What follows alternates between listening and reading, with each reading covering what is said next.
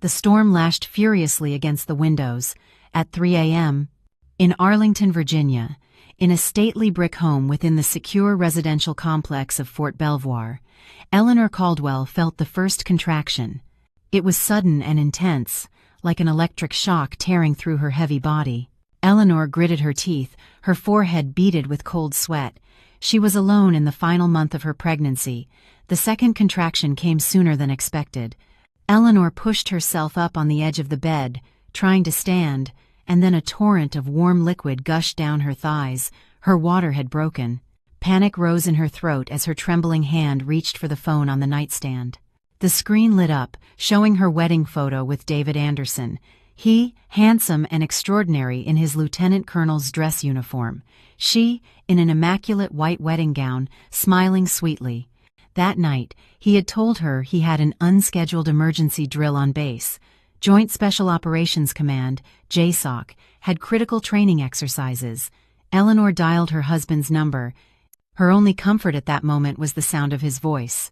The phone connected quickly, but on the other end of the line, there was no solemn sound of training grounds, no whistle of the wind at the barracks.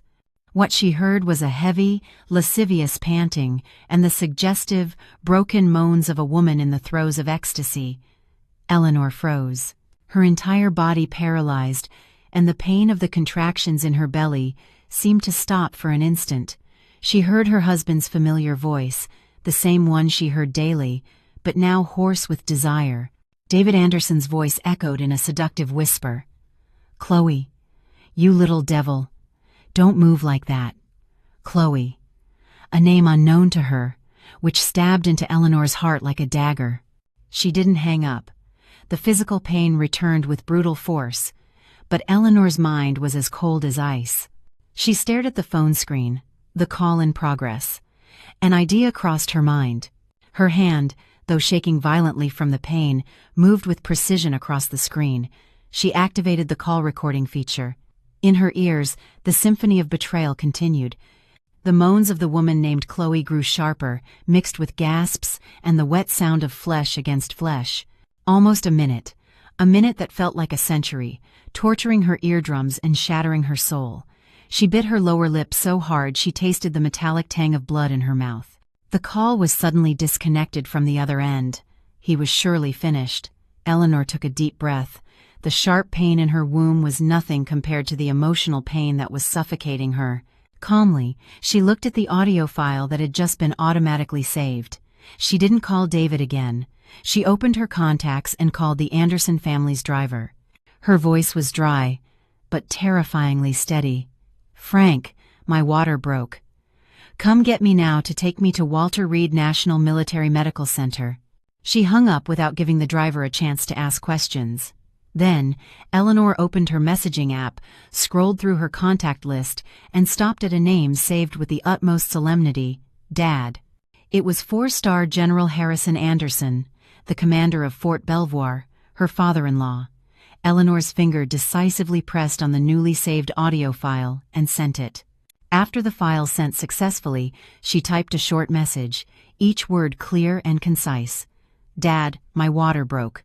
I'm on my way to Walter Reed. David is busy. Send." She tossed the phone aside and braced herself for the next contraction, feeling as if her back was about to split in two. That night, either she and her child would die, or all of them would pay the price. The black government sedan sped through the torrential rain. The D.C. area at night was engulfed in the storm. Eleanor sat in the back seat, gripping the seatbelt tightly. Her face was pale, without a single tear, but her gaze was empty, lost on the world outside. The city's neon lights blurred with the rain, just like her 3-year marriage. She and David Anderson had been brought together by a family arrangement. On one side, a prestigious family of Ivy League academics from Boston. Her father was a renowned history professor. On the other, an illustrious military dynasty from Virginia with 3 generations of generals. It was a perfect union, but Eleanor had come to truly love David's excellence. He was the youngest lieutenant colonel in his unit, the pride of the command. In the beginning, he had treated her very well, with respect and courtesy. He wasn't romantic, but he gave her a sense of security. Until 6 months ago, everything began to change. The emergency drills started, the secret work trips. He remained kind, even more attentive, personally preparing her herbal pregnancy teas, but the emotional distance grew each day. With a woman's sensitivity, Eleanor soon realized it, but she had no proof and didn't want to believe it. The child in her womb was the last thread that kept her tied, but that night, David Anderson himself had severed it with his own hands. The car screeched to a halt at the entrance of the military hospital's emergency room. Frank, the driver, rushed out to open her door. Nurses and doctors were already waiting with a gurney. As soon as they placed Eleanor on it, a senior female doctor looked grimly at the monitors. "The situation is critical. The patient is showing signs of distress, and the fetal heart rate is unstable. We have fetal distress. We need to prep her for an emergency C-section. Where is the family member? Who signs the consent form?" Frank, flustered, stammered, "Ma'am, the lieutenant colonel." Eleanor, with a ragged breath, nearly fainting from the pain, extended her trembling hand. "I'll sign." The doctor was surprised for a second, but quickly handed her the clipboard and a pen. Eleanor looked at the words, "Consent for surgical intervention, cesarean section." Alone, she signed her name, Eleanor Caldwell. Just as she let go of the pen, the emergency room doors burst open again. A gust of cold air and an imposing presence filled the room. It wasn't David Anderson. General Harrison Anderson stood in the doorway. He was still in his four-star general's uniform, his stars gleaming under the fluorescent lights. His face, nearing 60, was sharp and severe like a statue, but now it held a suppressed storm. Behind him, his aide and two uniformed escorts stood firm at the door. All the doctors and nurses in the room held their breath and saluted in unison. General Anderson ignored everyone. His gaze cut through the crowd and locked onto his daughter-in-law, lying on the gurney. He saw her pale face, her lips bitten raw, and the signature she had just made.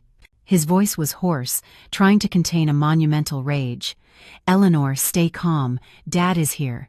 Eleanor looked at him.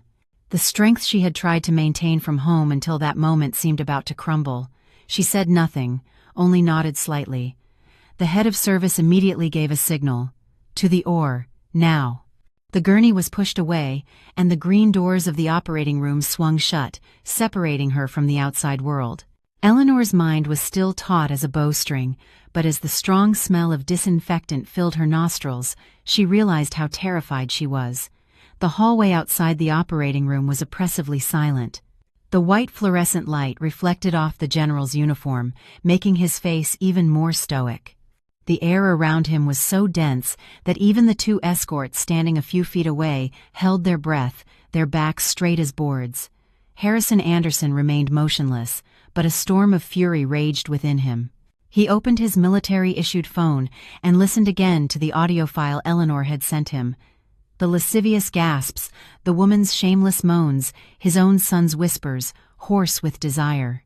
Every sound was like a needle piercing the pride and honor he had defended his entire life. The rage caused his shoulders, normally steady as mountains, to begin to tremble uncontrollably. This was not just infidelity. It was a humiliation to the Anderson name.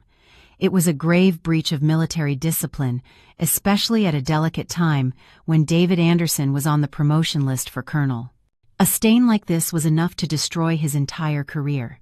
At that moment, hurried, panting footsteps echoed down the end of the hall. David Anderson came running. He was still in his lieutenant colonel's uniform, but the collar, which should have been impeccable, was disheveled and the fabric hastily wrinkled. On his neck, under the hospital lights, a faint smudge of lipstick was visible. David was breathing heavily, his face pale with worry, but he tried to maintain his composure. "Dad, you're here. How's Eleanor?" "I just finished an urgent combat briefing and rushed over as soon as I heard." Smack! A sharp, resounding crack echoed through the hallway. Harrison Anderson's slap struck his son's cheek with the full force of a general. It was so hard that David's head snapped to the side, and a trickle of blood appeared at the corner of his mouth. The two escorts immediately turned to face the white wall, as if they hadn't seen or heard a thing, but their hands clenched behind their backs betrayed their shock. Harrison Anderson roared. His normally imposing voice was now raw with fury, each word a knife. Urgent briefing? You had your briefing in some woman's bed, you disgrace. He didn't give David a chance to react. He threw his own phone at his son's chest. The audio file played on speaker. Right there, in a hospital corridor that should only smell of disinfectant, the obscene raw sound of his sexual encounter echoed stridently. Chloe Vance's moans, David's gasps. Everything was audible in unbearable detail. David Anderson's face went from pale to paper white, then to an ashen gray. He stared at the phone at his feet, trembling from head to toe. The lie he had just told had become a humiliating farce. He looked up at his father and saw in his eyes not just anger, but absolute disappointment and contempt. David's knees buckled, and he collapsed onto the cold tile floor. Just then, click, the red light above the operating room door went off. A few seconds later, the green door opened. A veteran-looking doctor, likely the chief of surgery, came out, wearily removing his mask. He was slightly taken aback by the scene but quickly regained his professional composure. He approached Harrison Anderson and bowed his head. "General, the operation was a success. Mother and son are stable. It's a boy, 7 pounds, 1 ounce, very healthy." Harrison Anderson nodded slightly. The anger in his face was momentarily contained, replaced by a rare flicker of relief. He asked, his voice still hoarse, "And my daughter-in-law?" The doctor sighed. "The patient lost a significant amount of blood. Additionally, she suffered a severe emotional shock before delivery, so her body is very weak. She will need to be in intensive observation for the next 24 hours. The family should be prepared." The doctor's last sentence was like a bucket of cold water on the budding relief. Harrison Anderson clenched his fists. His gaze, cold as ice, swept over his son kneeling on the floor once more. "This is all your fault." Eleanor Caldwell awoke in a quiet VIP room. The smell of disinfectant was faint, not as overwhelming as in the emergency room. The weak light of dawn filtered through the blinds, illuminating a small bassinet next to the bed. Inside, a tiny creature with still wrinkled reddish skin slept soundly. Her son. She looked at him, but her gaze was empty, lacking the overflowing joy of a new mother. The C-section incision still ached, but that pain was nothing compared to the wound in her heart. Click. The door opened softly. David Anderson entered. He had changed into clean civilian clothes, but the dark circles under his eyes and the look of exhaustion and remorse were evident. The mark from his father's hand was still visible on his cheek. He approached the bed cautiously, looking at her with a complex expression. "Eleanor, you're awake? How are you feeling?" He tried to take her hand, which was resting on the blanket. "Eleanor, let me explain. Things are not what you think.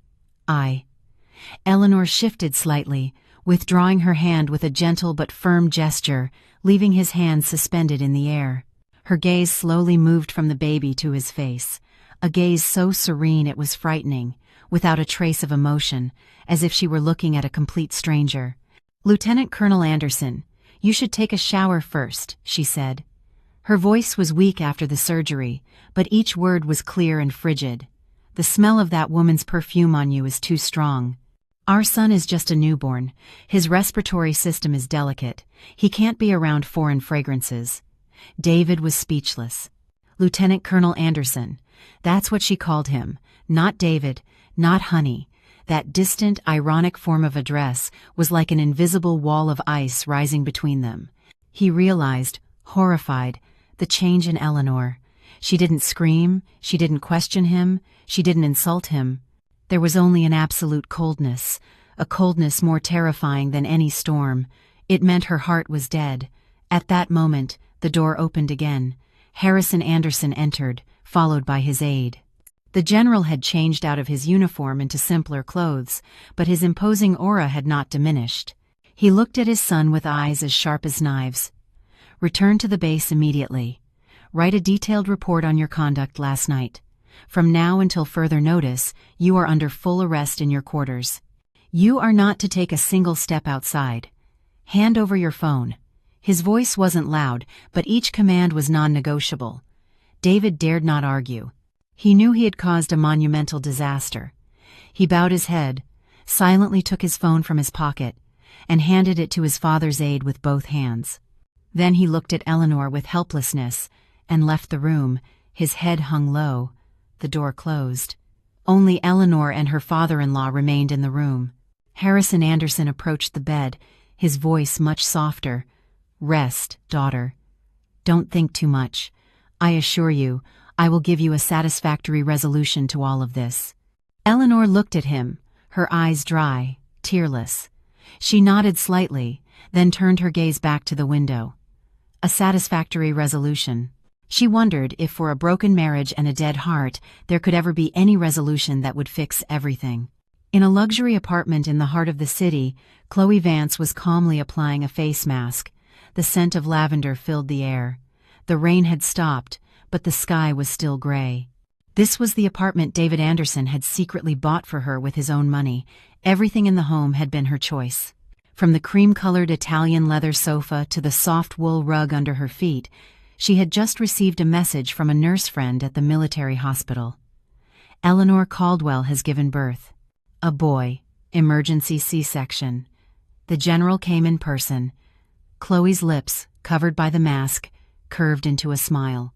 She felt not the slightest bit of panic. On the contrary, a sense of triumph filled her chest. She knew David would have been called to account and was probably facing his father's wrath. So what? It was all part of her plan. Last night, when David's phone rang while they were in the middle of their act, she had seen the name Eleanor on the screen. It was she who had deliberately moaned louder, using the most provocative sounds to torture the woman on the other end of the line. She wanted Eleanor Caldwell to know. She wanted to deliver this fatal blow to the woman she considered weak, always hiding behind the shell of a refined intellectual. Chloe's target had never been just David Anderson. He was brilliant, handsome, a general's son, but he was just a stepping stone. What she really wanted was the title of Mrs. Anderson, with all the prestige and power that came with it. She had thoroughly researched Eleanor Caldwell, a woman too rational, too calm, who lived a life that was too secure. That type of woman would completely fall apart with a single, strong enough blow. Last night's moans were that blow. She removed the mask and admired her pure, innocent face in the mirror. That appearance was her most powerful weapon. It drove men crazy and made women let down their guard. She patted her cheeks, her eyes gleaming with calculation. Now it was time for Plan B. She opened her phone and went to her private Instagram account, which she only used to contact a few close friends. She selected a photo she had taken the week before. It was an artistic shot. Only a corner of military green bedsheets was visible, and her slender hand gripping the wrist of a uniform sleeve. The man's face didn't appear, but anyone could guess who it was. She wrote a short, suggestive caption, "Not even the storm scares me when I'm with you." After posting it, she made sure the account was set to private, allowing only a few people on her list to see it. Among them was the wife of an officer in the Cultural Affairs Corps, a woman famous for being a gossip with good connections to the wives of senior officials in D.C. She knew that in less than a day, that photo and message would reach the eyes of the person who most needed to see them. Beatrice Anderson, David Anderson's mother. Chloe had studied everything. Beatrice was a woman of weak character who lived in Boston, always feeling guilty for not being able to be close enough to take care of her son. She was also not entirely satisfied with a daughter-in-law as rational as Eleanor Caldwell. A mother like that was the weak point of that family. If Beatrice intervened, no matter how strict Harrison Anderson was, he would have to yield to his wife. At that point, Eleanor Caldwell, who had just been through a life-or-death experience and was now facing pressure from her mother-in-law, would surely not be able to bear it and would surrender. Chloe smiled with satisfaction and set her phone aside. She was certain that the day she would enter the Anderson house as the new Mrs. Anderson was not far off. The prey had fallen into the trap. All that was left was to slowly tighten the noose. 5 days in the hospital felt like a century. Eleanor Caldwell's recovery was slow. The C-section wound still hurt, and her body was so weak she barely produced any milk for her son. Little Harrison, her son, had to be fed mostly with formula. She watched the baby in silence, unable to describe her feelings. There was love, but also a vague distance. This child had been born on a night of storm and betrayal. He was her blood, but also the testament to the failure of her marriage. On the second day, her mother, Dr. Helen Caldwell, flew in from Boston. She was a brilliant historian, an intelligent and insightful woman. She didn't cry or bombard her with questions. She simply stayed by her side, helping her care for Harrison and preparing nutritious meals. But Eleanor knew her mother understood everything. On the third night, when only the two of them were left in the room, Dr. Caldwell gently placed her hand on hers. "What happened? Tell Mom." Eleanor looked at her mother, and the fortress she had built over the past few days suddenly crumbled. She didn't cry, but her voice trembled. She told her everything. The 3 a.m. call, the other woman's moans, David Anderson's coldness. When she finished, her mother's face hardened, anger flashing in her normally serene eyes. But she didn't curse the Anderson family. She just squeezed her daughter's hand tighter. "Helen Caldwell's daughter will not suffer such humiliation. Whatever you do, Mom will support you." That sentence gave Eleanor the strength she needed. On the day Eleanor was to be discharged, Harrison Anderson came to see her. In the few days they hadn't seen each other, he seemed to have aged visibly. His hair seemed to have more gray. He came alone, without an aide or escorts. He sat in the chair next to the bed, looked at Eleanor, and then at his grandson sleeping in the bassinet. His voice sounded tired. "David has been indefinitely suspended from his duties and is under investigation by the discipline unit. That ballerina has also been suspended from the ballet company. I will handle this rigorously, without covering up for anyone." He paused, as if choosing his words. "I know you have suffered greatly. I will give you a satisfactory resolution." Eleanor listened in silence, not interrupting. When he finished, she spoke, her voice still weak but incredibly clear. "Dad, thank you for protecting my dignity these past few days." Harrison Anderson nodded slightly, thinking she understood that everything would be resolved quietly to preserve the family's honor. But Eleanor's next sentence stunned him. "But I want a divorce." 3 short words, spoken from her dry lips, but with the weight of a ton, struck the general's mind. Harrison Anderson could hardly believe what he was hearing. He looked at his daughter-in-law, whom he had always considered docile and reasonable. He never imagined she could be so decisive and ruthless. "Eleanor, have you thought this through?"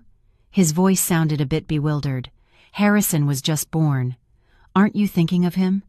Besides, the honor of the Anderson family." "If this gets out," Eleanor interrupted him gently. For the first time, she looked him directly in the eyes, without fear or hesitation. "David Anderson threw away the honor of the Anderson family. Not me. That night, while he was busy in another woman's bed as I fought for my life, that honor no longer existed." She took a deep breath, her hand unconsciously clutching the blanket. "I cannot live with a man who betrayed me at the most sacred and dangerous moment of my life. Dad, I'm sorry, but this is my final decision." On the day of her discharge, Eleanor Caldwell did not allow the Anderson family to arrange any ceremony. She simply put on a comfortable cotton outfit, her face still pale, and held little Harrison in her arms, wrapped snugly in a soft blanket. Her mother, Dr. Caldwell, carried a small bag beside her. Frank, the driver, was already waiting at the door. He respectfully opened the car door to help Eleanor. "Ma'am, shall we go to the house?" Eleanor shook her head, her voice calm. "No, Frank. Take us to the Vista Bella luxury apartments on K Street." Frank froze, a look of confusion on his face.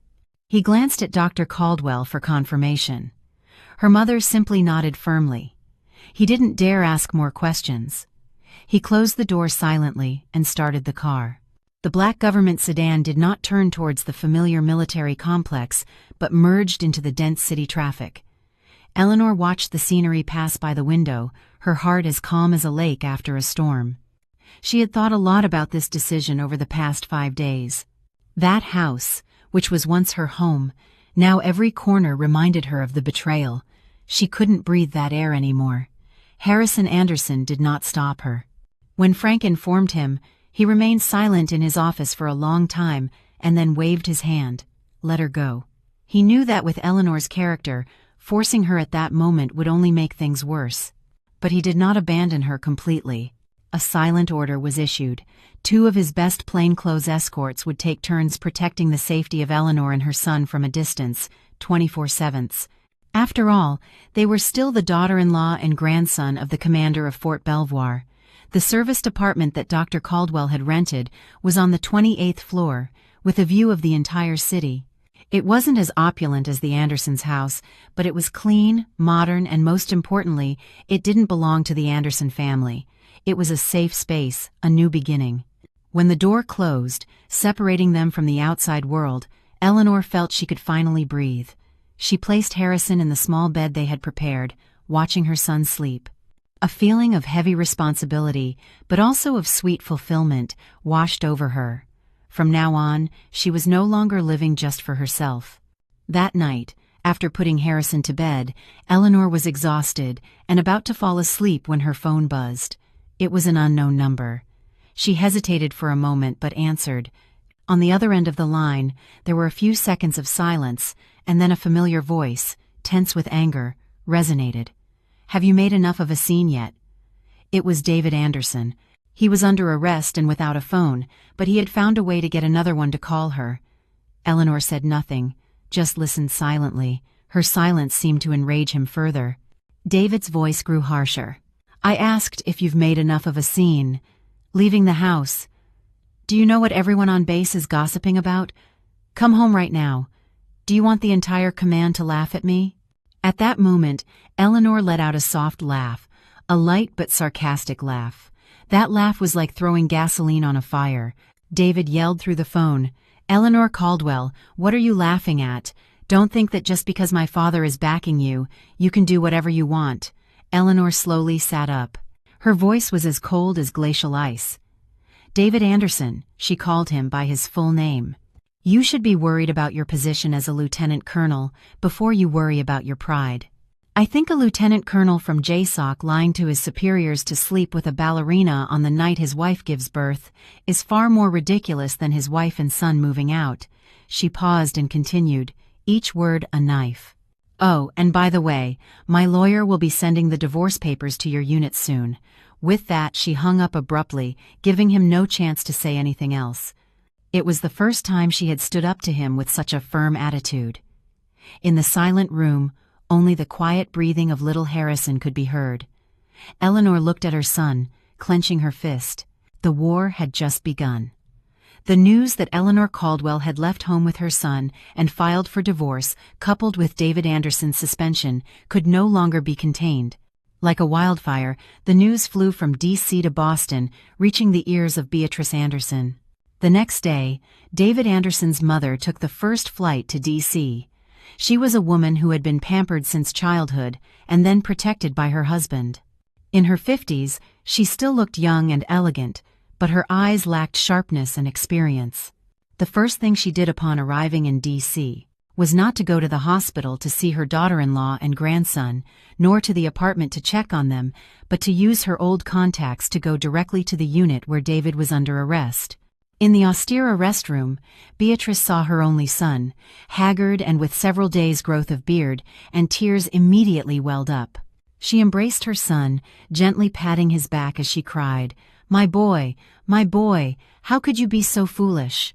She cried and cursed Chloe Vance, calling her a home-wrecking tramp. But after cursing her, she turned to her son, her voice full of reproach, not because he had been unfaithful, but because he had let it all come to light. "You can have your fun on the side, I don't care. What man doesn't have his moments? But how could you let that Eleanor find out? Now look at this mess. Your father is furious, and she's even asking for a divorce. You have to convince your wife to come back. The Caldwell family is not just anybody. If this gets any bigger, you'll be the only one who gets hurt." After lecturing her son, Beatrice Anderson remembered her main mission. She got Eleanor's new phone number and called her immediately. Eleanor was feeding Harrison a bottle when she received the call. Seeing mother-in-law on the screen, she frowned but answered, "Hello?" On the other end, Beatrice's voice was sweet and concerned, very different from the angry tone she had used with her son. "Eleanor, darling, it's me, Mom. How are you and the baby? I've been so worried these past few days. As soon as I could arrange my affairs, I flew down to see you." Eleanor replied calmly, "Thank you for your concern, Beatrice. We are fine." Beatrice got straight to the point, with a tone that was both persuasive and slightly reproachful. "Eleanor, I heard you and David had a little misunderstanding. I know David was wrong, he failed you, but look, all men make mistakes, they have a little fun. You are the wife, the one who holds the family together. You have to be a little more understanding. Harrison is so little, he can't grow up without a complete family, can he?" She spoke non-stop, using all the arguments wives usually hear when their husbands are unfaithful. Eleanor listened in silence, not interrupting. Her silence made Beatrice think she was softening. She continued, "Listen to Mom. Come home. You'll sort it out behind closed doors. When you come back, I'll make him kneel and beg for your forgiveness. What's past is past, okay, dear?" It was then that Eleanor spoke slowly. Her voice contained no resentment, only a weary and icy determination. "Ma'am, my indulgence ran out the night I gave birth." With that, and without waiting for a response, she hung up.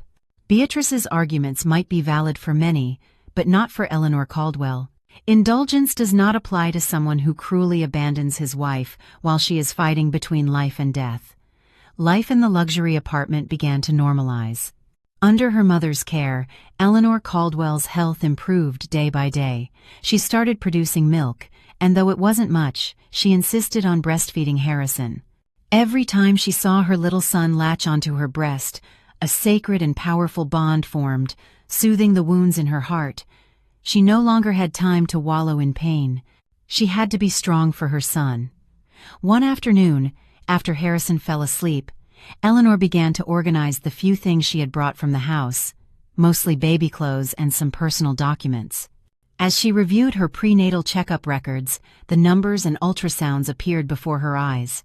She wasn't looking at them for nostalgia, but searching for something, an anomaly she might have overlooked. And then she stopped. Her mind went back to the last 6 months. Since she became pregnant, David Anderson had become strangely attentive and considerate, especially with preparing her herbal pregnancy teas. Every day, no matter how busy he was, he would personally prepare an herbal infusion for her, saying he had found the best herbalist in D.C. who had prescribed a special formula for her, very nutritious and good for mother and child. At the time, she had been very moved, thinking he had changed for the baby, that he cared more for her. She obediently drank every bitter cup, believing it was her husband's love. But now, remembering it, a chill ran down her spine. She remembered how her body felt in the last months of pregnancy, always tired, listless, very sleepy. The doctor said it was normal during pregnancy, and she believed him. But that fatigue seemed excessive, to the point that sometimes she just wanted to stay in bed with no energy to do anything. Was it just because of the pregnancy, or also because of the effect of those infusions? David's false kindness now appeared in her mind as a disgusting play. Another suspicion arose. His lie on the night of the delivery. Emergency drill. Eleanor had a good friend from college named Sarah. Sarah's husband, Bryce, was a major directly under David Anderson at JSOC. Eleanor opened her messaging app and found her chat with Sarah. She hesitated for a moment, then typed a message, trying to sound natural. "Sarah, have your husband's units been really busy lately? Always with these emergency drills. Last Thursday night, did your husband have to stay on base?" The message was sent. Eleanor's heart pounded. She didn't know what response to expect. Less than a minute later, Sarah replied, "Emergency drill? Not at all. Last Thursday night was super quiet. My husband even stayed home and binge-watched a whole series with me. Are you sure you don't have the day wrong?" The hand holding the phone trembled. There was no drill. He had lied to her. It wasn't a military mission. It was a pre-planned rendezvous. A rendezvous in bed with another woman while his wife was about to give birth. This blatant lie, combined with the memory of the infusions she had been drinking for 6 months, suddenly planted a terrifying thought in her mind, a thought so horrible she had to shake her head, trying to push it away. It can't be.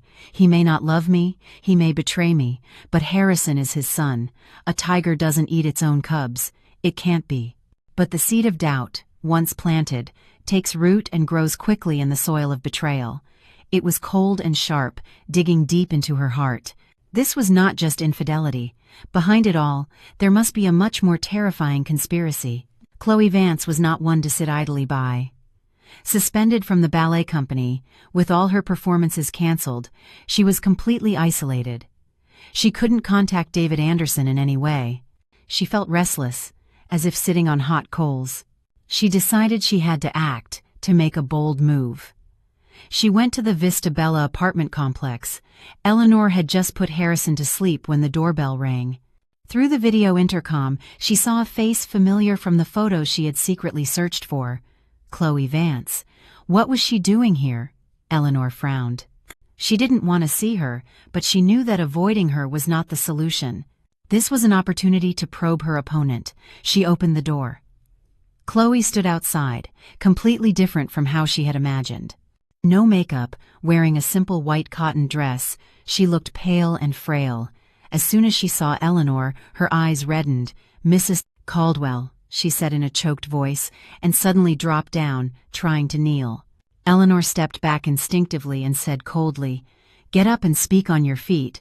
The floor is very clean. I don't want you to dirty it."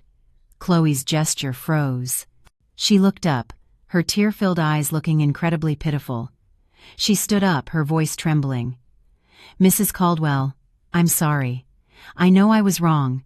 David and I truly love each other. I didn't want to destroy your family. I tried to control my feelings, but I couldn't. A perfect performance of a helpless victim, a victim of love." Perhaps someone else would have softened, but Eleanor just looked at her calmly. Her gaze was so penetrating it seemed to see through her soul. She didn't get angry. She didn't scream. She just asked a light question with the weight of a ton. "Do you love him, or do you love the position of a general's son's wife?" This direct question was like a bucket of cold water for Chloe Vance. Her pitiful expression froze for an instant, and the tears stopped falling. She hadn't expected Eleanor Caldwell to be so direct and cutting. Her victim role suddenly crumbled. Chloe knew she could no longer pretend. She hastily wiped her tears, her smile now tinged with mockery. "So what? Whether I love him or his position, the person he chooses now is me." Seeing that Eleanor didn't react, she grew bolder, her tone becoming provocative. "Do you think you can hold on to him? Do you know what David told me? He said being with you is as suffocating as being with the general. You always have to live up to expectations, always so proper. He said you're like a log in bed, without any grace." She deliberately used the most humiliating words to attack Eleanor's pride. She wanted to see her break down, jealous, out of control. But Eleanor remained impassive. Those words could no longer hurt her. She had already been through the worst pain. Compared to the betrayal on the night of the delivery, these insults were like the wind. Her mind now had only one doubt. She gave a cold smile, a smile that unsettled Chloe Vance. Yes, and yet, this log still managed to give him a son to carry on the Anderson lineage. Eleanor took a step forward, leaned close to Chloe's ear, and lowered her voice just enough for the two of them to hear. "And you, Miss Vance, the ballerina. I heard you've had 3 abortions, right? The doctor said your uterus is too damaged. I'm afraid it will be difficult for you to have children in the future." Chloe Vance's face turned waxen pale. The abortions were her biggest secret. Only her closest confidants knew. How could Eleanor Caldwell possibly know? Eleanor looked directly into her eyes, seeing the panic and anger in them. She knew she had hit a nerve. A woman who wanted to enter a powerful family, but couldn't have children, was nothing more than an ornament that would sooner or later be discarded. Chloe stammered, You're lying." She couldn't maintain her composure. She turned and fled like a defeated loser. Eleanor closed the door, leaning against the cold wood. This encounter, though brief, had reinforced her suspicions. The desperation and malice in Chloe's eyes could not be hidden. This was not a simple love triangle, it was a game of life and death.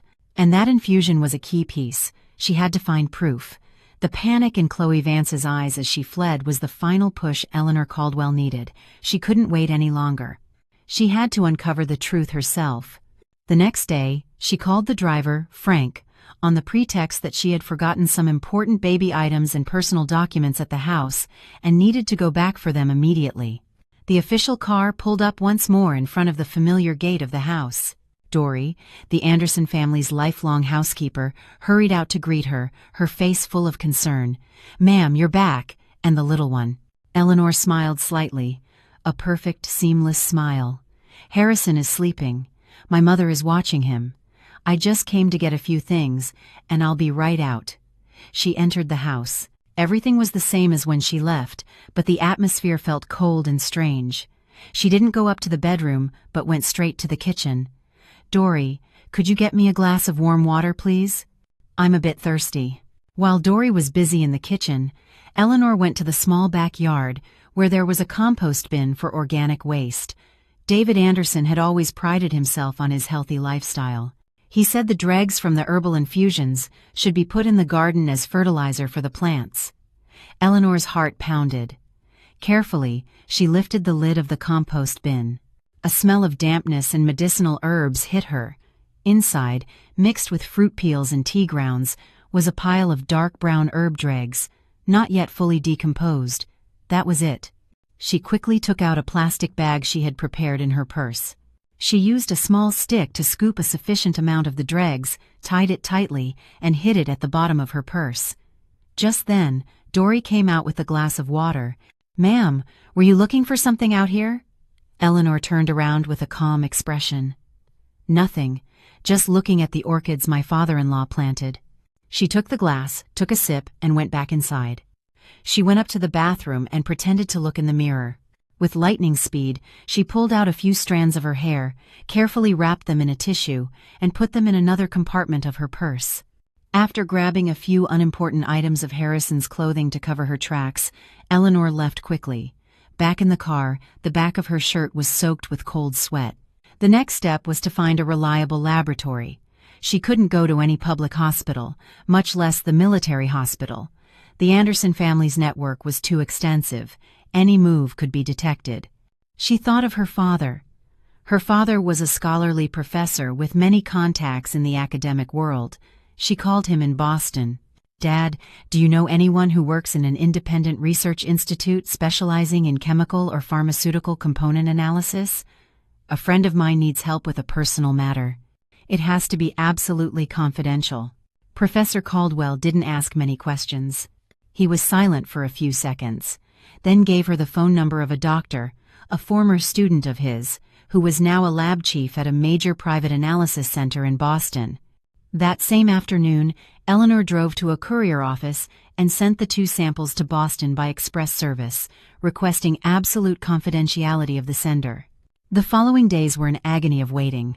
She cared for Harrison while constantly checking her phone, her heart in her throat. 3 days later, an email arrived in her personal account. The subject was, "Results of Sample Analysis." Eleanor took a deep breath. Her trembling hand clicked to open the attachment. A detailed report with complex chemical and pharmacological terminology appeared. She skimmed it all, going straight to the conclusion. Analysis of plant matter sample A1 reveals the presence of components from several medicinal herbs commonly used for pregnancy, such as Angelica sinensis, Rehmannia, and Paeonia. However, the presence of 2 active compounds, Z-ligustolide and crocin, is detected in anomalous concentrations. These compounds correspond to 2 plants, safflower, Carthamus tinctorius, and lovage, ligusticum. The analysis of hair sample B1 also shows a long-term accumulation of similar compounds. Special note: safflower is a medicinal plant with blood, activating and stasis, dispelling effects, the use of which is strictly prohibited in pregnant women due to the high risk of inducing uterine contractions, which can lead to threatened miscarriage or spontaneous abortion. The use of small doses over a prolonged period, while not causing an immediate abortion, weakens the health of the mother and the development of the fetus, potentially leading to serious complications during childbirth, especially the risk of postpartum hemorrhage. Postpartum hemorrhage. Those words echoed in her head like a hammer blow. She remembered the doctor's words after the C-section. The patient lost a significant amount of blood. She needs to be closely monitored. Her whole body began to tremble violently. The tablet she was holding fell onto the soft carpet. This was not infidelity, not a simple betrayal. It was an attempted murder, a murder plot disguised as care and attention. Every day, she herself had drunk the poison her husband gave her, smiling and thanking him for his kindness. Eleanor suddenly remembered the information she had discovered. Before joining the ballet company, Chloe Vance had worked briefly as an assistant in a natural medicine clinic. A wave of nausea rose from her stomach. Disgust and horror enveloped her. David Anderson was not just a traitor, he was a demon in human skin. In the cramped arrest room of the unit, David Anderson paced back and forth like a caged beast. He hadn't seen anyone for days, hadn't used a phone, completely isolated from the outside world. This terrifying silence was worse than his father's shouting. His career, his future, everything hung by a thread. He didn't care if Eleanor divorced him. To be honest, he had been tired of that marriage for a long time. He was terrified of his father's investigation. He feared his other mistakes would be discovered. David collapsed onto the bed, pulling at his hair. How had things come to this? The memory began. He met Chloe Vance at a party at the command. She was the principal dancer in a pale pink silk dress, performing a classical dance. Her beauty was not dazzling like Eleanor's, but a pure, soft beauty that awakened the desire to protect her. Eleanor was too perfect, a professor's daughter with a master's degree in psychology, always proper, always rational. With her, David always felt examined, judged. He felt suffocated, as if he were living under his father's shadow again. But Chloe was different. She admired him, idolized him. Her eyes shone like stars when she looked at him. With her, he felt truly a man, an imposing lieutenant colonel, someone in control. He threw himself into the affair like a moth to a flame. Until one day, about 7 months ago, Chloe met him with swollen eyes. She showed him a pregnancy test with 2 lines. "I'm pregnant, David." David was stunned. He had never thought about the consequences. Chloe, crying, told him she loved him, that she didn't need a title, but the baby was innocent. She wanted him to divorce Eleanor. Divorce. Those 2 words were like a bolt of lightning. David didn't dare. He was afraid of his father. Harrison Anderson would break his legs, take everything away from him if he found out.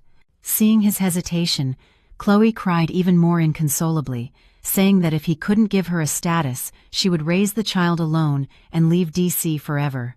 It was in that moment of confusion, between guilt, desire, and fear, that Chloe whispered a plan in his ear. "I used to work in an herbalist shop. I know some herbs that, when combined, can make a pregnant woman feel weak and tired. Eleanor has never been very strong. If she has a miscarriage, it will be due to her own physical weakness." She looked at him with teary eyes, but with a glint of calculation. At that moment, she'll be devastated. You take the opportunity to ask for a divorce. She won't have the strength to fight. That way, you get free without angering the general, and the baby and I will have a future. David Anderson, in his cowardice and stupidity of wanting everything without paying the price, agreed. He convinced himself he just wanted a way out, that a miscarriage wasn't a big deal. After all, they were young and could have more children. He didn't think at all that Eleanor could be in mortal danger. He believed Chloe when she told him it was just an infusion with some side effects. The memory ended. Now, sitting in that cold room, David felt real fear. He had underestimated Eleanor Caldwell and overestimated his own stupidity. He didn't regret betraying her, he only regretted being caught. Eleanor Caldwell did not call the police. She knew that with this terrifying proof, she could send David Anderson and Chloe Vance to prison immediately, but doing so would bring down the Anderson family. Harrison Anderson, the one person who had supported her in her darkest days, would see his career and lifelong honor destroyed. That was not what she wanted. She didn't want to destroy an entire family, she just wanted justice for herself and her son. She called Harrison Anderson's aide directly. She arranged a meeting with him, not at the house or at the command. The place was a quiet tea house in a back alley of Georgetown, a discreet place far from the Andersons' world of power. The tea house was decorated in a classic style, with a faint scent of sandalwood. Harrison Anderson was already there. He was dressed in civilian clothes, a simple gray linen suit, but his imposing presence had not diminished. He was calmly pouring tea, his movements expert and firm. Seeing Eleanor enter, he looked up, his expression somewhat complex. "You're here. Sit." Eleanor nodded slightly and sat across from him. She said nothing, just watched him silently as he poured tea into 2 small cups. The silence was total, broken only by the sound of the water. After placing the cup in front of Eleanor, Harrison Anderson finally spoke, his voice deep and hoarse. "About David. I've already investigated it. The infidelity is undeniable. Don't worry. I will handle it with the utmost severity." He still thought she had summoned him just to talk about the divorce and the betrayal. Eleanor did not drink the tea. She placed her purse on the table and slowly took out a dossier bound in clear plastic. She slid it gently across the polished wooden table towards her father-in-law. "Dad, please look at this first." Harrison Anderson frowned slightly. He took the dossier, his expression still calm. But as he read the first lines of the laboratory report, that calmness began to crack. He read slowly, word for word, line by line. His hand, the same one that had held a weapon and commanded thousands of soldiers, began to tremble almost imperceptibly. The more he read, the worse his expression became, changing from surprise to astonishment and then to a deathly pallor. When he reached the final conclusion about the effects of safflower and the risk of hemorrhage, the teacup in his other hand trembled, spilling a little liquid. This was no longer a family scandal of morality. It was a crime, a planned murder plot that had taken place within the family of the commander of Fort Belvoir, and the victims were his daughter-in-law and his unborn grandson. The career, the honor, the pride he had built his entire life, all seemed to be on the verge of collapse because of the stupid son in whom he had placed so many hopes. He put the report down on the table, but his eyes remained fixed on it. A long time later, he looked up at Eleanor. The general's eyes no longer held their imposing authority, only extreme weariness and pain. Eleanor remained calm, her voice without a single inflection but with a frigid undertone. "Dad, at first, I just wanted a peaceful divorce and custody of Harrison. That was all I wanted." She paused, looking him directly in the eye. "But now, I'm not sure if Harrison and I can leave safely." This sentence, which sounded like a weak plea, was actually a sharp knife that stabbed into Harrison Anderson's greatest fear. It implied that if he couldn't guarantee her safety and justice, this report would not just stay on this table. Harrison Anderson took a deep breath, trying to calm himself. He looked at his daughter-in-law, whom he had once considered docile and easy to manage. She turned out to be the strongest and most rational of them all. "What else do you want?" he finally asked, a question that showed he understood the situation. Eleanor looked at him, her gaze firm. "I want justice, and I want the guilty to pay." She emphasized each word, clear and sharp. "Even if it's Lieutenant Colonel David Anderson." Beatrice Anderson could not stay idle in Boston. After Eleanor hung up on her so abruptly, her anxiety grew. She used all her contacts and finally learned of an explosive piece of news through a close friend of her husband's. David Anderson was not just suspended, he was being investigated for an extremely serious matter. This time, she could not maintain her aristocratic composure. She rushed to Eleanor's apartment like a whirlwind. Ding dong, ding dong. The doorbell rang insistently and frantically. Eleanor's mother opened the door. Seeing Beatrice Anderson with her face contorted with anger, she frowned. "Beatrice, what's wrong? What's the rush?" Beatrice Anderson ignored her, pushed her aside, and entered the house. "Where is Eleanor Caldwell? I want to talk to her." Eleanor, who was with Harrison in the bedroom, heard the commotion. She left the child with the nanny she had just hired and calmly walked out to the living room. "Beatrice, were you looking for me?" Seeing Eleanor, Beatrice Anderson immediately performed the scene she considered most effective. She rushed towards her, fell to her knees, and prostrated herself at her feet, her eyes filled with tears. "Eleanor, I beg you, forgive David this one time." Dr. Caldwell, standing beside her, was stunned. "Beatrice, what are you doing?" "Get up," but Beatrice Anderson ignored her. She clung to the hem of Eleanor's dress, crying inconsolably. "I know he was wrong. He's a disgrace. He failed you. But he's my only son. If anything happens to him, I won't be able to go on living. Think, if he goes to prison, his father will also be affected and lose his post. The Anderson family will completely collapse. How can you have the heart to see the legacy of several generations of the Andersons turn to ashes?" She cried and begged, each word putting the interests of the Anderson family and her son above all else, without any mention of the harm Eleanor had suffered. Eleanor stood there silently, coldly observing the woman kneeling at her feet. She had no intention of helping her up. She waited until she finished crying and then spoke slowly, her voice devoid of emotion. "Beatrice." Just that one word made Beatrice Anderson stop crying and look up at her. "When he brought me that cup of poison every day, did he think that I was his wife? That Harrison in my womb was his own child?" Beatrice Anderson froze. "Poison? What nonsense are you talking about?" Eleanor smiled faintly. "Don't pretend anymore. If it weren't something so serious, you wouldn't need to come all the way from Boston to humiliate yourself by kneeling before me." Seeing that she couldn't move Eleanor with tears, Beatrice Anderson knew the charade was over. She jumped up, wiped her tears, and her pitiful expression vanished, replaced by anger and venom. She changed her tune faster than flipping a page. "Eleanor Caldwell, don't think you're so smart. I've already humbled myself before you, and you haven't budged. So don't blame me for being cruel." She pointed directly at her, her voice sharp and cutting. "You want a divorce? Fine, get a divorce. But forget about getting custody of that child. He's the grandson of the Anderson family. He carries our blood.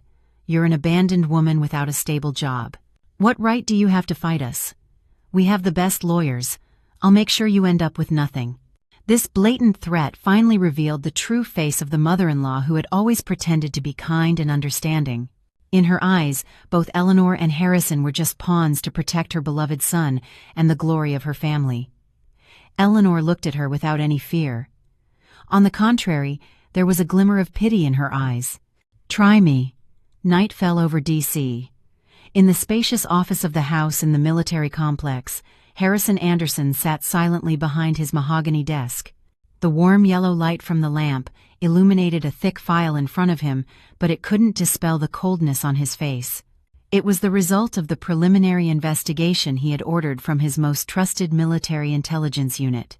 He had thought he was prepared to face the worst of truths, but the truth revealed in that file was more terrifying and corrupt than he could have ever imagined. The proof Eleanor had given him was just the tip of the iceberg. His people had dug into every corner, and what they found was not just infidelity, not just a poisoning plot born of jealousy, but a methodical and cruel trap. The first page was a detailed profile of Chloe Vance. She wasn't just a ballerina. Her father, Howard Vance, was the owner of a private construction company called Vance Construction. This company was trying by all means to win the bid for the construction and renovation of a series of new barracks in the D.C. military district, a very lucrative project worth hundreds of millions of dollars. Chloe Vance's approach to David Anderson had not been a romantic coincidence at a party, but a premeditated plan. The next page made Harrison Anderson's hand clench into a fist. They were bank statements and recordings. They showed that David Anderson, the son he had always been proud of, the brilliant and young lieutenant colonel, was involved in petty acts of corruption. He had used his position to divert old but still functional military material to private construction companies under the guise of scrap. The amount wasn't huge, but it was enough to destroy his career and send him to prison, and Chloe Vance had somehow gotten her hands on all this evidence, but she didn't report him. A smart person never discards an ace up their sleeve. She used it as a noose to slowly tighten around David Anderson's neck, turning him from a thrill-seeking lover into a puppet. It was then that Harrison Anderson understood everything. The terrifying infusion plan did not stem from blind jealousy, but was a calculated move in a much larger game. The true mastermind was Chloe Vance, and David Anderson, in his cowardice and fear of being discovered, had become the most stupid executioner. And then the final detail, the one that made the veteran general shudder.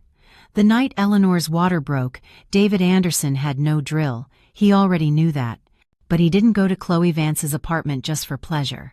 According to the testimony of a neighbor interrogated by military intelligence, they heard a loud argument in that apartment early in the evening before everything went quiet. They were arguing about how to get rid of the evidence of corruption.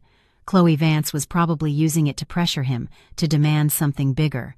And Eleanor's call came at that exact moment. The The moans Eleanor heard were not accidental, they were a weapon. Chloe Vance did it on purpose. She knew Eleanor was in her final month of pregnancy, her body weakened by the effect of the herbs for half a year.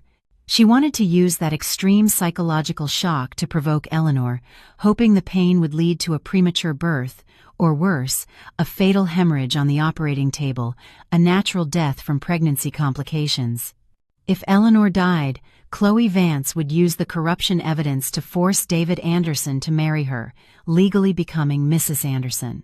If Eleanor survived, she had the fake pregnancy she had invented to keep David tied to her and slowly force Eleanor into a divorce, a perfect, diabolical plan down to the last detail. Harrison Anderson slammed the file shut. A sharp sound echoed in the silent office. The anger within him had given way to a feeling of disgust and bitter defeat. Had he fathered a monster, or had he raised a fool to be a monster's tool? Harrison Anderson remained motionless in his office for a long time. The darkness outside grew deeper. He felt as if he had aged 10 years in a single night. A lifetime of glory, the pride of his family, all seemed to be crumbling at his feet. He picked up the internal phone, his voice hoarse. "Bring David Anderson to my office." 10 minutes later, the door opened. David Anderson entered, looking much more haggard and anxious than days before. He didn't dare look his father in the eye, just bowed his head. "Dad, you called for me?" Harrison Anderson said nothing, just looked at him in silence. His gaze was cold and distant, not like a father to a son, but like a general to a criminal. That silence was more terrifying than any storm. David began to sweat cold, stammering the speech he had prepared. "Dad, I know I was wrong. I couldn't control myself. It was all that Chloe Vance's fault. She seduced me. She set me up. I was just a fool for a moment." He kept trying to deny it, blaming his mistress, playing the victim. Harrison Anderson smiled, a smile colder than ice. Without a word, he picked up the thick file from the desk and threw it in his son's face. The pages flew, scattering on the floor like autumn leaves copies of bank statements, investigation reports. Everything was exposed before David. "You're not just a fool, you're a coward." Harrison Anderson's voice wasn't loud, but each word was a dagger that stabbed into David's heart. "You don't deserve to be my son, and you certainly don't deserve to wear that uniform." David was stunned. He looked at the papers scattered at his feet. He saw the report on the herb analysis. He saw the proof of corruption he thought was well hidden. In that moment, real panic took hold of him. He wasn't afraid of his father's scolding or the divorce. He was afraid of those papers. They wouldn't just end his career, they could send him to prison for life. His last defense crumbled. David fell to his knees, crawling to his father's feet, crying inconsolably. "Dad, save me. I was wrong. I really know it. It was that bitch who incited me. You're the general. With one word from you, everything will be solved. Please, Dad, save me just this once. I'm your only son." He cried and begged, having completely lost the composure of a military officer. Harrison Anderson looked down at him. In his eyes, there was no compassion, only contempt and infinite disappointment. He sharply pushed his leg away. Then he turned, walked to his desk, and picked up the special red military phone. David stopped crying, looking at his father in horror. He knew what that phone was used for. Harrison Anderson's hand firmly dialed a number. When it connected, he said in a monotone but heavy voice, "Judge Advocate General's Corps." "This is Harrison Anderson." He paused, taking a deep breath as if using his last strength. "I want to report my son, Lieutenant Colonel David Anderson." The news that David Anderson had been officially arrested and charged by the military prosecutor's office, not just disciplined, reached Chloe Vance through a secret channel. The phone fell from her hands, hitting the marble floor with a sharp crack. It had all come crashing down. The wall she thought was David Anderson turned out to be a house of cards. And the one who knocked it down was his own father, Harrison Anderson. She had underestimated the ruthlessness of a general when his honor is trampled and overestimated his paternal love. The unease of the past few days turned into absolute panic. Chloe knew that if David had been arrested, she would be next. Flee. It was the only thought left in her mind. Chloe ran to her bedroom, lifted the rug under the bed, and opened a secret compartment. Inside was cash, some gold bars, and 2 passports with completely different names. She had prepared an escape route but hadn't expected to use it so soon. She threw everything into a small suitcase, her hands trembling as she added clothes and her most expensive jewelry. Her father, Howard Vance, had called her in a panicked voice, telling her to go to the airport immediately. He had arranged a flight abroad for that night. Things had spun out of control. As Chloe was zipping up the suitcase, trembling with fear, there was a deafening crash. The door of the luxury apartment, equipped with the best security locks, was knocked down by a brutal force. A team of military police in combat uniforms, their faces impassive and fully armed, stormed the apartment. They moved with professionalism, securing the room in seconds. Their presence brought a chilling, lethal air that froze the atmosphere of the lavish apartment. Chloe let out a sharp scream. The suitcase fell to the floor, spilling clothes and money. She backed away, her back hitting the cold wall, her beautiful face now pale, without a drop of blood. And then, from behind the camouflaged figures, a familiar silhouette slowly entered. Eleanor Caldwell. She wasn't wearing designer clothes, just a simple white shirt and black pants, but her presence was overwhelming. Her face was serene. Her cold gaze swept over Chloe and the mess on the floor, with no satisfaction, only the air of a final judgment. Seeing Eleanor, the fear in Chloe's eyes turned to rage and disbelief. She screamed, her voice shrill. "How dare you, Eleanor Caldwell? You dare to order my arrest?" Eleanor approached slowly, stopping a few steps from her.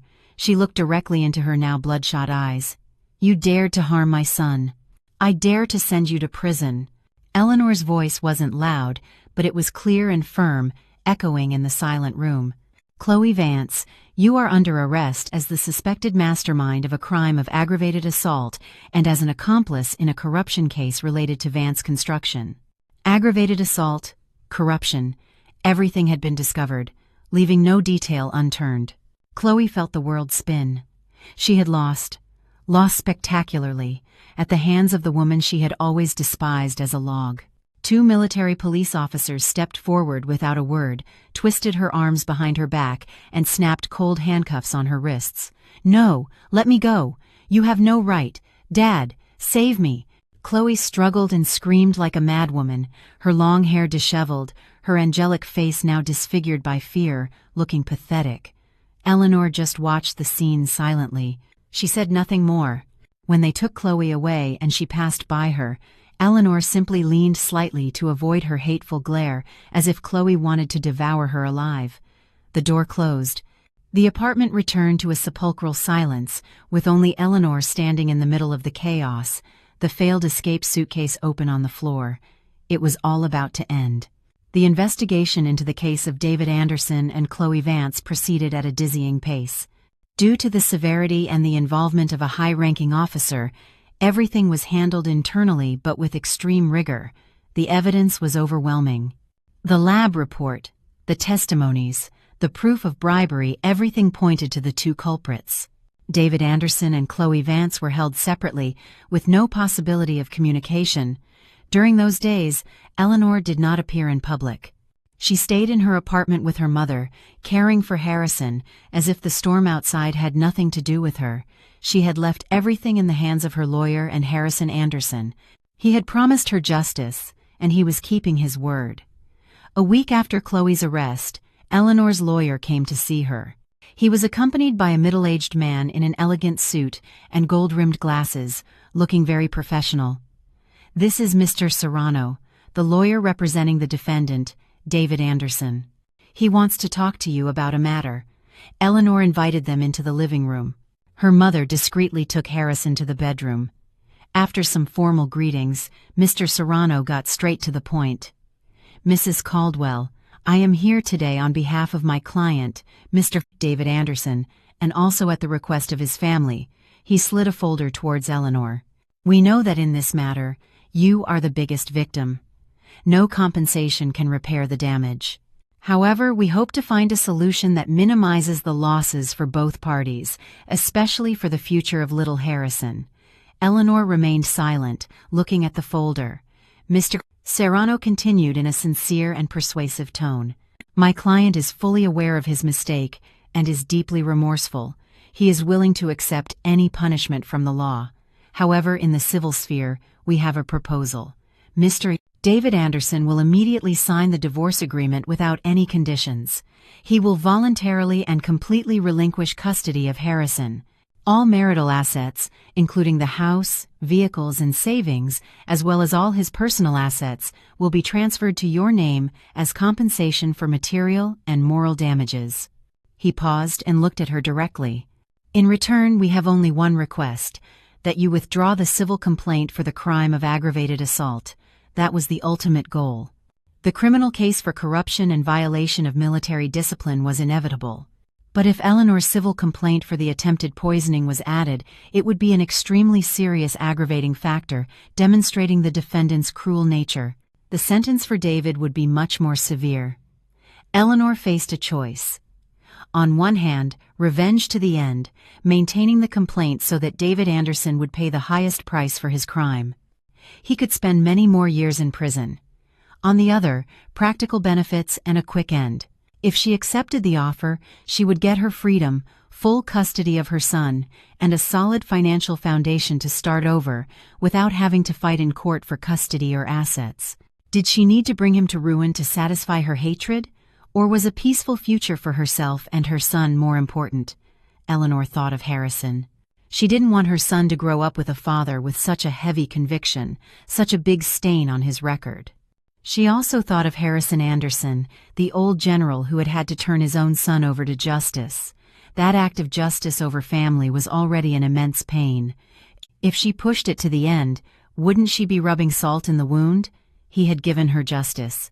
Perhaps she should show him one last gesture of respect. When Mr. Serrano left, her mother came out and asked worriedly, "What are you going to do?"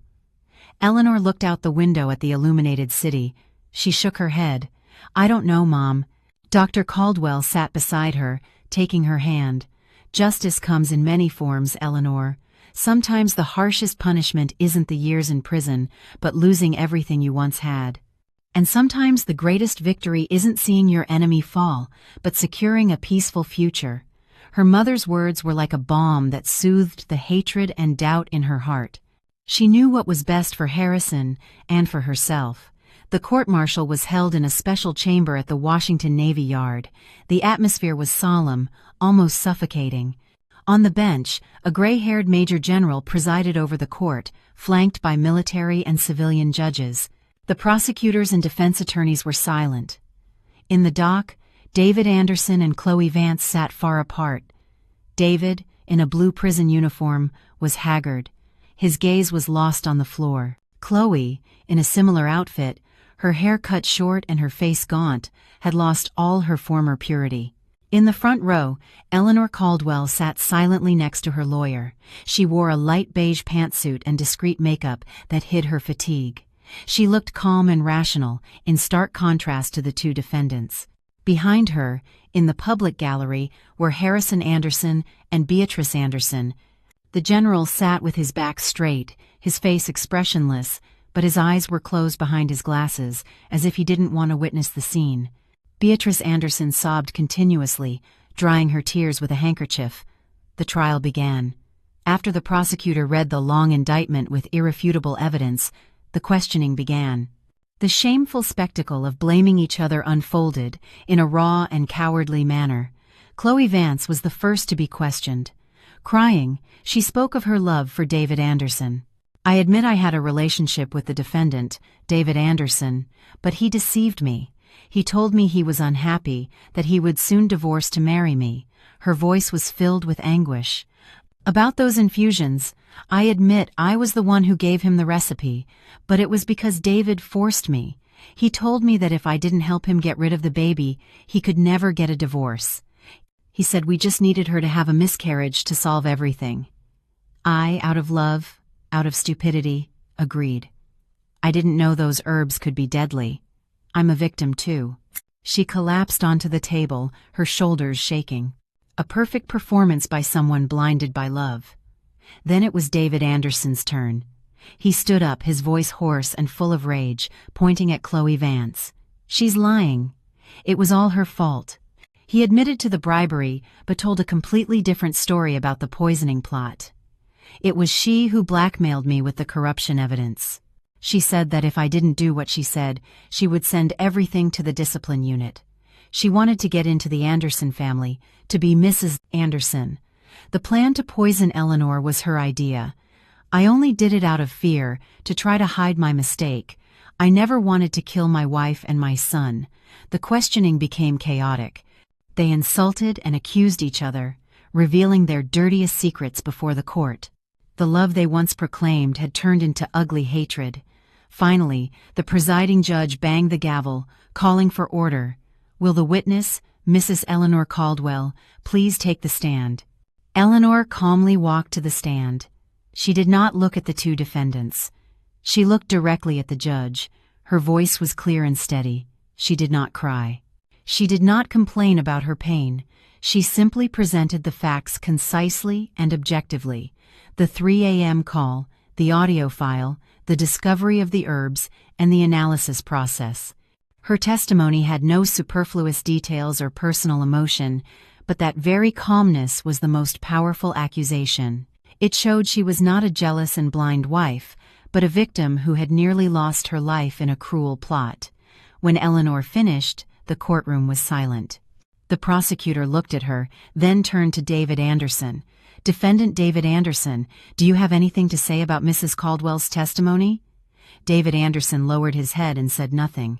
At that moment, Eleanor spoke suddenly, her voice still calm. "Your Honor, may I ask the defendant, David Anderson, a question?" The judge nodded. Eleanor turned around. For the first time in the entire trial, she looked directly at the man who had been her husband. Her eyes showed no hatred, only a deep sadness. David Anderson. She called him by his name. "I only have one question. During the 6 months you gave me those infusions, was there ever a moment when you thought that the baby in my womb was your own child?" The question was not directly related to the legal facts, but it appealed directly to conscience and humanity. The entire courtroom held its breath, all eyes on David Anderson. He lifted his head and looked at Eleanor. His lips moved as if he wanted to say something, but in the end, no sound came out. He lowered his head again, his shoulders shaking. That silence was more terrifying than any confession. A week after the interrogation, the sentence was handed down. The courtroom was just as solemn, but the atmosphere was even heavier.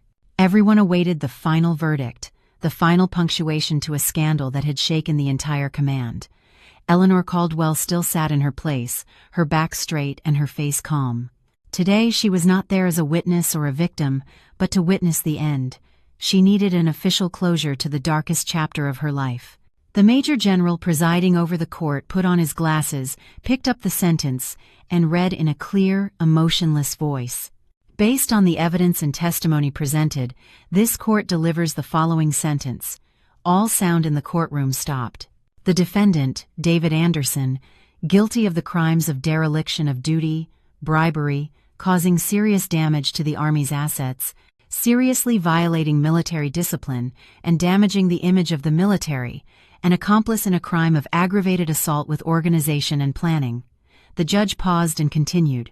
For all these reasons, the defendant David Anderson is sentenced to a total of 12 years in prison, permanent expulsion from the Army, and a dishonorable discharge.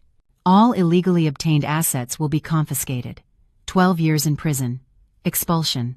Each punishment was a hammer blow that shattered David Anderson's future, honor, and existence as an officer. He had nothing left. He stood there motionless, his eyes empty, as if his soul had left his body. The judge turned to the other defendant. The defendant, Chloe Vance, guilty of the crime of inducement to aggravated assault, with special cruelty and serious consequences, and of the crime of bribery. For all these reasons, the defendant Chloe Vance is sentenced to a total of 10 years in prison. Upon hearing the sentence, Chloe Vance let out a shrill scream, her eyes wide. She tried to get up and make a scene, but 2 police officers held her firmly.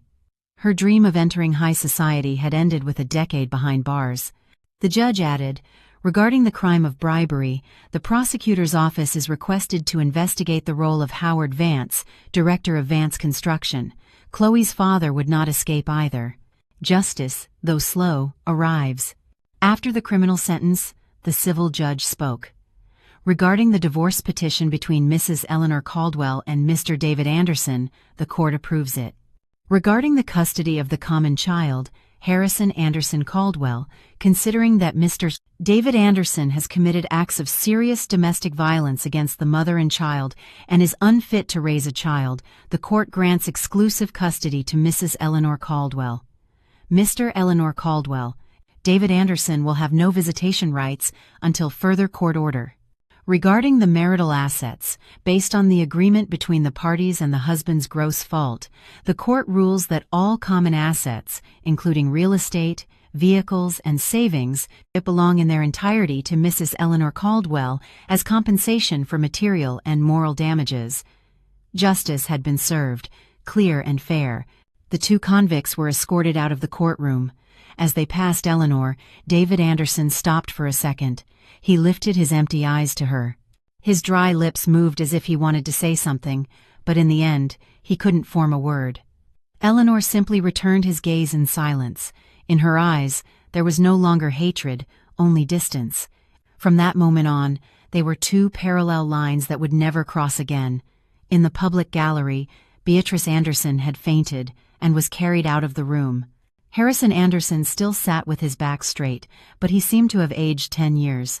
He watched silently as his son was taken away, then slowly stood up and left the courtroom through a private exit. The back of the illustrious general now looked lonely and heavy. Eleanor also stood up and left the court with her lawyer. The bright midday sun blinded her for an instant. The storm had passed. Everything was over.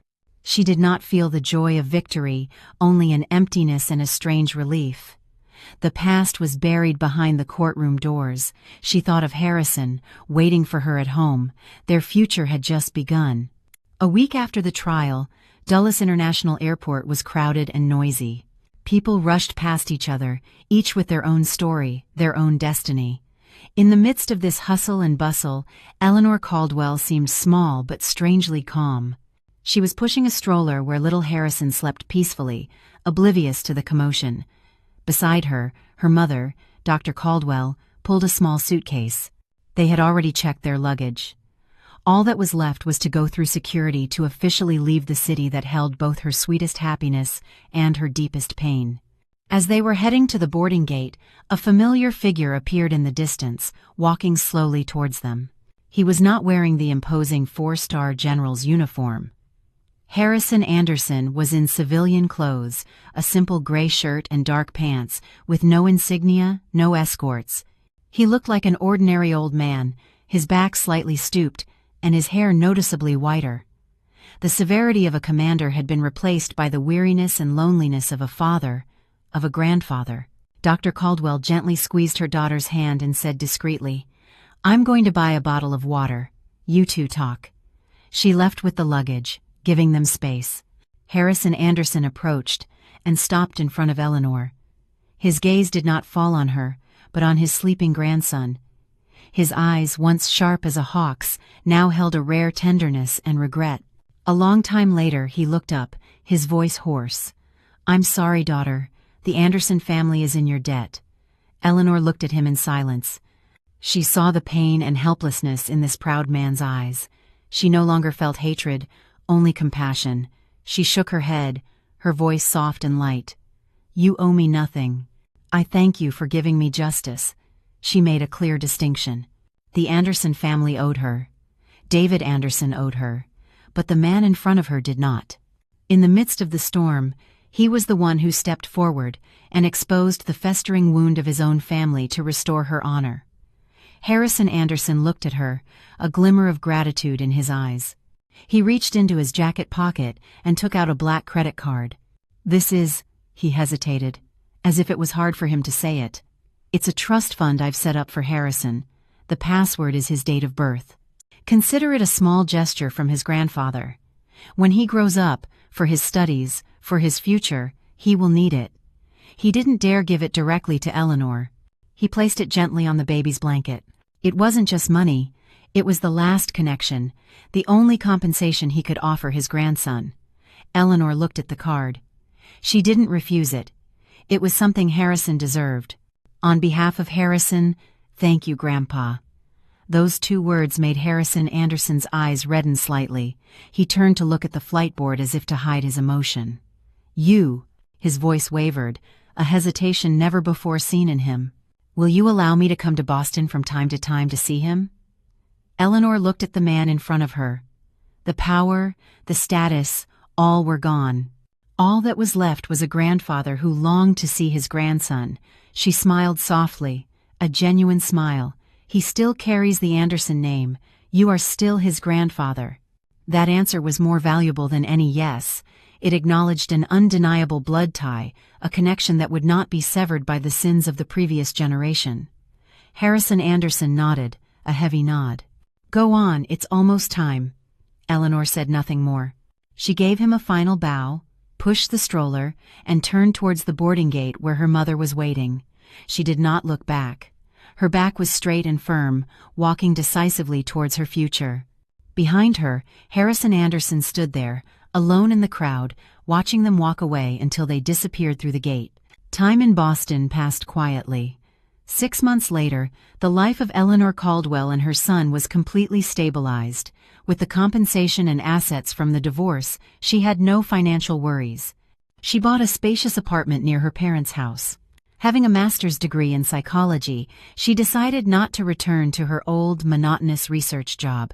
She invested part of the money with a friend to open a small psychology practice, specializing in helping women with marital and personal problems. The work was not too stressful, but it brought her joy and a sense of purpose.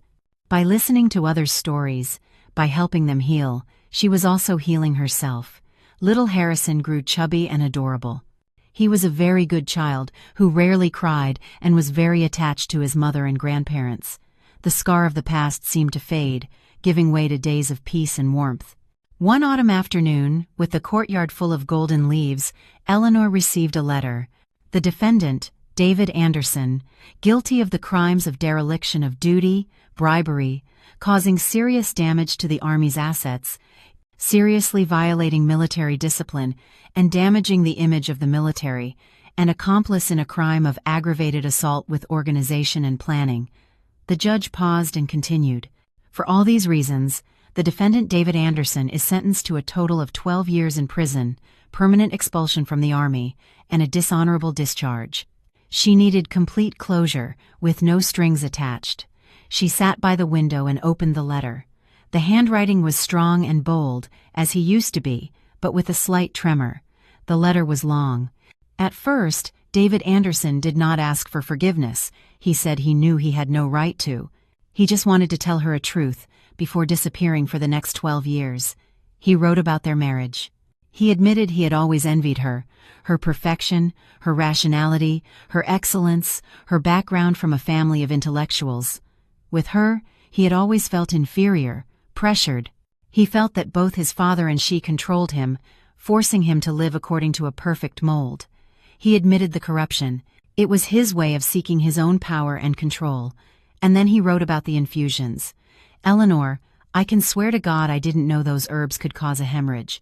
Chloe only told me they would make you feel tired, weak, and at most, you would have a slightly premature birth. I believed her. A weak and cowardly excuse. Eleanor smiled bitterly. Intentional or not, he was the one who brought her the poison every day, but the next line stunned her. You probably won't believe what I'm telling you, and you're right, because my whole life has been a lie. Eleanor, I am not the biological son of Harrison Anderson. Eleanor's hand holding the letter trembled. My mother, Beatrice Anderson, had a first love before marrying him. I am the result of that relationship.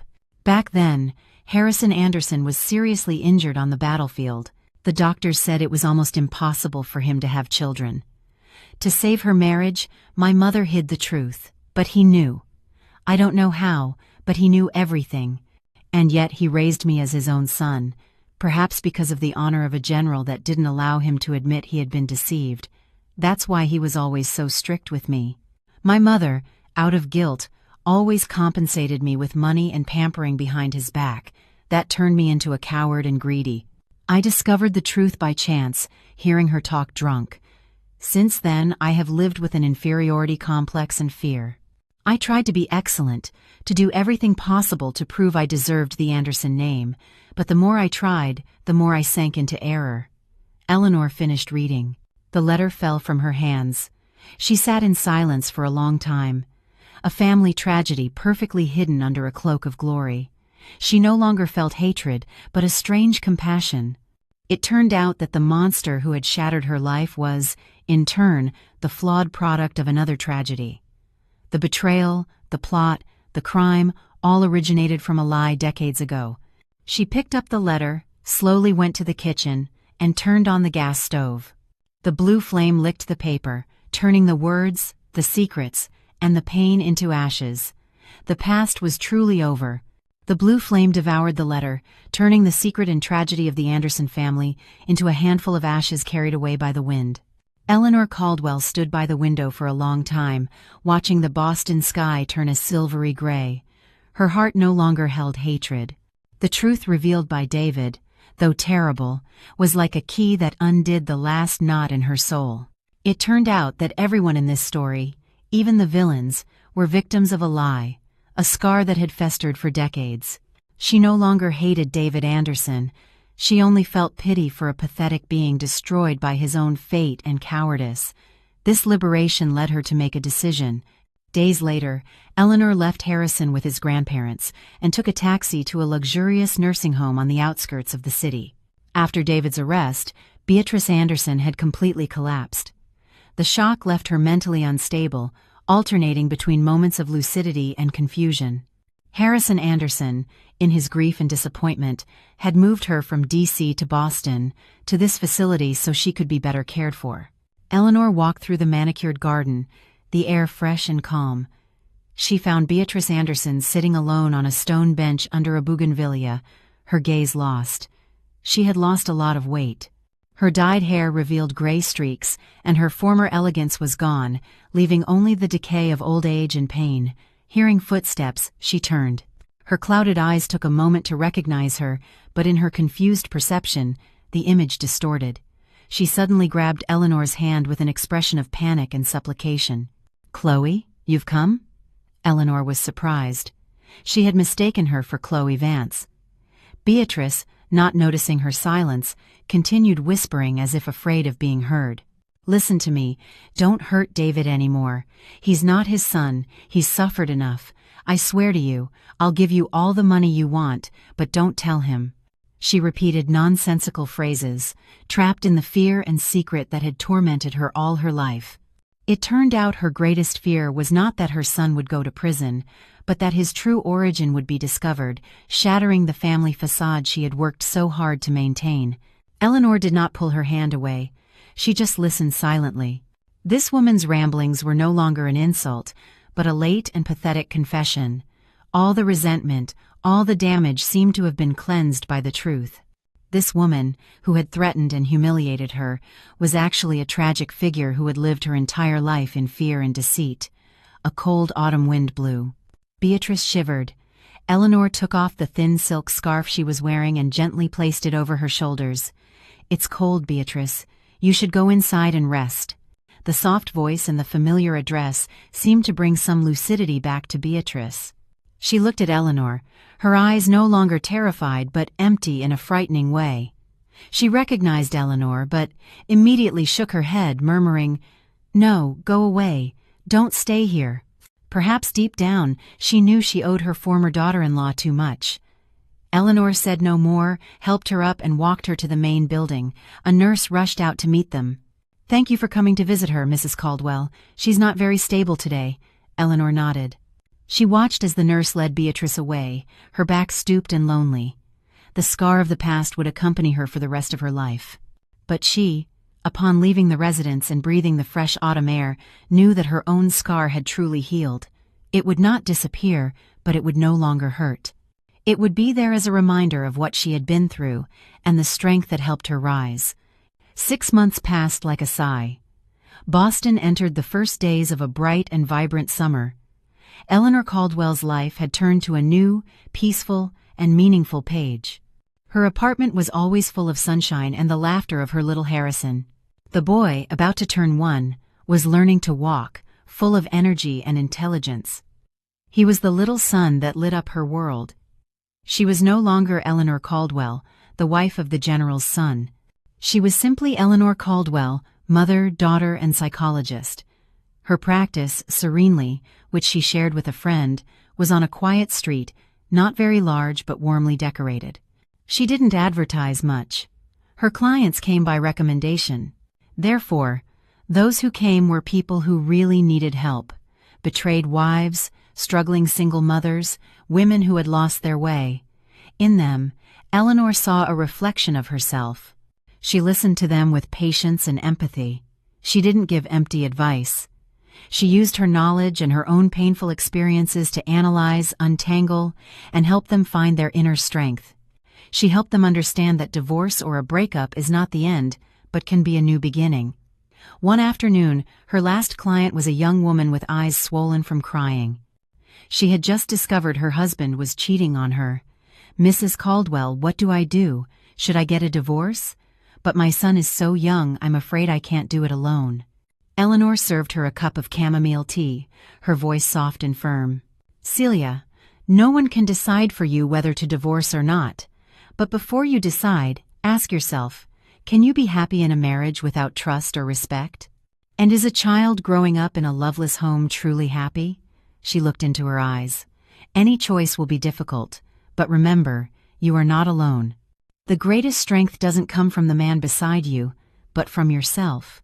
Give yourself time to calm down and trust that whatever happens, you and your son will be okay." The young woman burst into tears, but this time they were tears of relief. After seeing her client off, Eleanor tidied up the office. She looked out the window at the sunset that tinged the street with gold. She felt a deep peace and satisfaction. Helping others find the light was also a way of illuminating her own path. She no longer thought about finding a new love. Maybe later, if fate willed it, she would open her heart, but for now, she didn't need it. The peace she had, the freedom to be herself, to live her own life, was what she valued most. She gathered her things and went home. It was Harrison's first birthday, and the whole family was waiting for her. As she opened the door, she heard her son's laughter and the cheerful conversation of her parents. Her father was playing with him, and the boy couldn't stop laughing. Eleanor entered, hugged her son, and kissed his chubby cheeks. "Harrison, happy birthday, my love." The boy wrapped his little arms around her. "Mama." That night, the family gathered around a small birthday cake. The candlelight reflected in Harrison's clear eyes and in Eleanor's happy gaze. After the storm, the sun always comes out. The tempest had passed, leaving a calm and clear sky. This was the life she wanted. Time flies.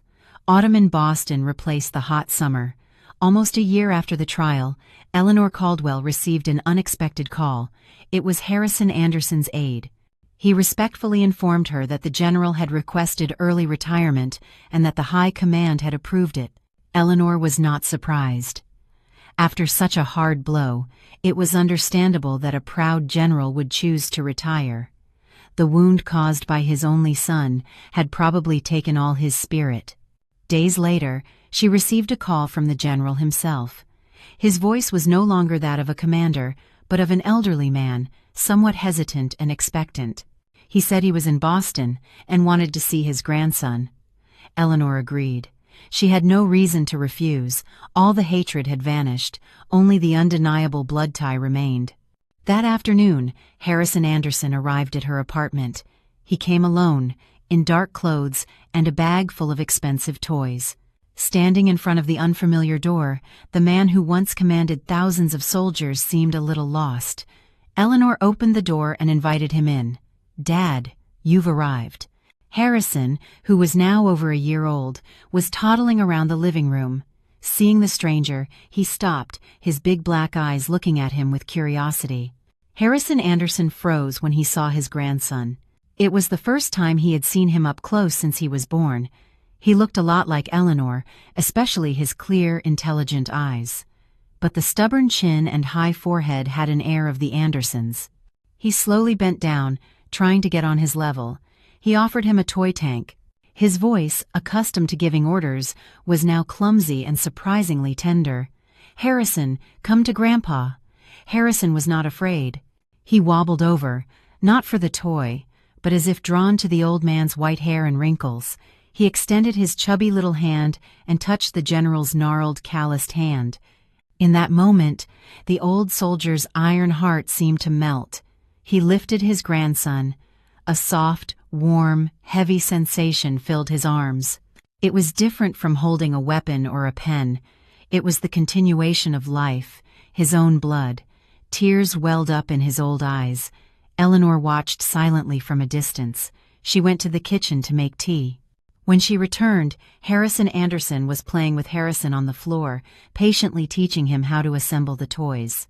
The image of an illustrious general sitting on the floor playing with children's toys was unimaginable but incredibly real and touching. After a while, Harrison got tired and fell asleep in his grandfather's arms. Harrison Anderson carefully laid him in the crib. He sat on the sofa, drinking the tea Eleanor had served him, not taking his eyes off his grandson. "He's a very good boy."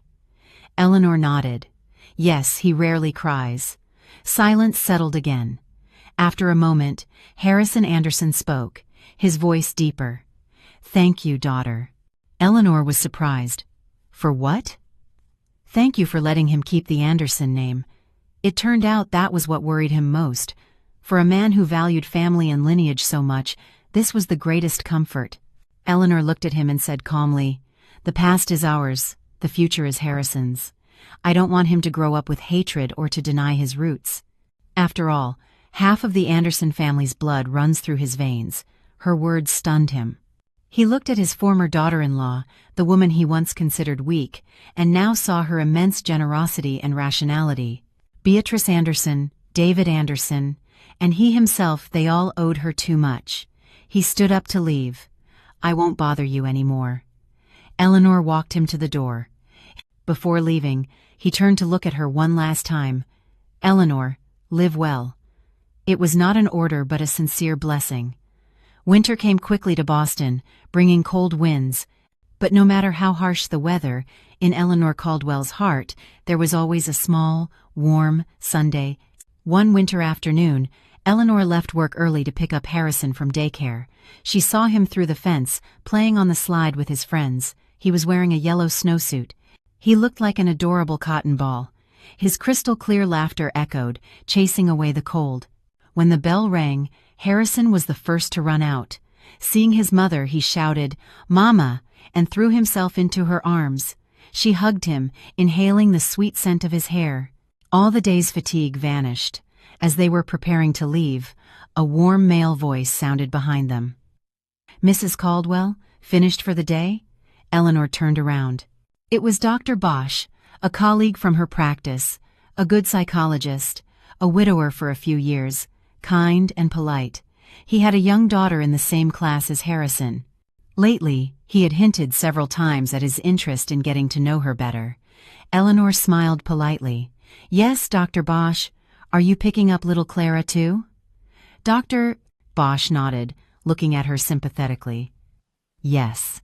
This weekend there's a special screening of The Lion King. My Clara loves it. I was wondering if you and Harrison would be interested in coming along so the kids can play together." It was clearly an invitation to a date. It was subtle, using the children as an excuse.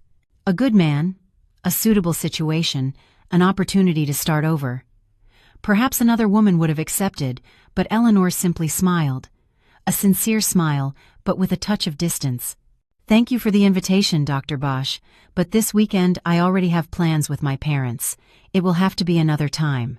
A polite but firm refusal. Dr. Bosch, being intelligent, understood. He didn't seem disappointed, just nodded with a smile. "Ah, what a shame.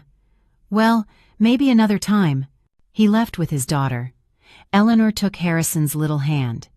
The boy looked up at her and asked, "Mommy, why aren't we going to the movies with Clara?" Eleanor bent down and kissed his forehead. "Because this weekend, Mommy wants to spend all her time with her son. We'll go to the park and get ice cream, okay?" Harrison shouted with joy. "Yay!" Mother and son walked hand in hand under the pale winter afternoon Sunday. The wind blew cold, but their hands were joined, giving each other warmth. The future was long. Maybe one day she would meet another man, someone who truly valued and loved her. Or maybe not. But it no longer mattered. She once thought that happiness was finding a pillar to lean on, but after the storm, she realized that the strongest pillar was herself. She didn't need to depend on anyone to find the light, because she was her own sun, and her sun's Sunday